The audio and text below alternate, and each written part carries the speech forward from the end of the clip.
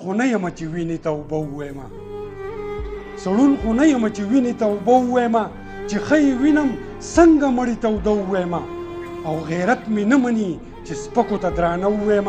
او منافق نه یم چې څه دوی وایي هغه زه ووایم کې په دې خلکو څه اعتبار دی په دې وخت کې په دې خلکو څه اعتبار دی او هر سړی د زهرو ډک لکه د مار دی او څه به تمه د وفا د چا نه وکړم څه به تمه د وفا د چا نه وکړم او محبت هم واخله راکه کاروبار دی او د نفرت د بوټي موږ ابیاري وکړه د نفرت د بوټي موږ ابیاري وکړه او هغه بوټی اوس لوی شوی دی چنار دی او لویه خدایه وخت به چا سره تېرېږي لویه خدایه وخت به چا سره تېرېږي او رور د رور او یار د یار د لاسه خوار دی او کپارې مې د سرو وینو نه قبلیږي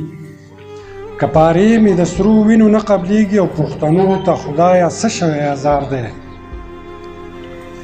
او ای خورشید حق پرست په دنیا ډیر دی ای خورشید حق پرست په دنیا ډیر دی او ستا د حق وینا نه چا کړی انکار دی د پاک وطن په بدنامۍ غزل لیکلی نشم د پاک وطن په بدنامۍ غزل لیکلی نشم او د مسلمان په بې بسۍ غزل لیکلی نشم د پښتنو په بربادۍ غزل لیکلی نشم او په مصیبت کې په مستۍ غزل لیکلی نشم نو دلته د غم د پاسه غم دی زه به څه ولیکم شرجان صاحب دلته د غم د پاسه غم دی زه به څه ولیکم او په هر ستم پسې ستم دی زه به څه ولیکم او بې وفا شوی ټول علم دی زه به څه ولیکم او په اوښکو لون چې مې قلم دی زه به څه ولیکم نو ما خو به ډېر ډېر څه لیکلي وو چې غم مې نه وی او غم به مې هم نه و ملګرو چې صنم مې نه وی او چې رسوایي د پښتون قام په ټول عالم مې نه وی نو قلم په خوله شم چې په غم کې لیکل څنګه کیږي او د رور په لاس باندې د روڼو وجل څنګه کیږي او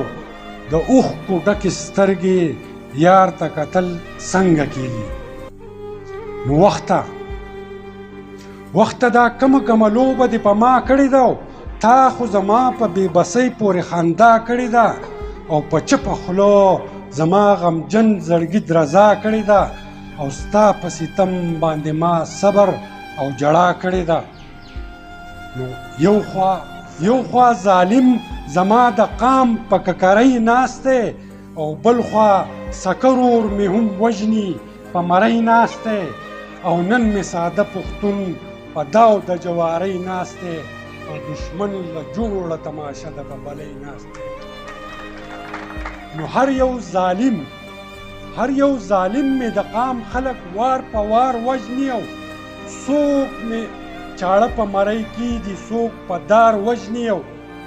یو پښتون راله د سر او د دستار وژني غوښې مې مه خوره اشنا زه د دې دپاره نه یم خپل ټپوسانو ته دې ووایه مرداره نه یم زه خو لوی قام لرم بې روره او بې پلاره نه یم او چرته میدان کې تښتېدلی د ګزاره نه یم نو ستا په نظر کې زه وحشي یم په هیڅ نه پوهېږم ستا په نظر کې زه وحشي یم په هیڅ نه پوهېږم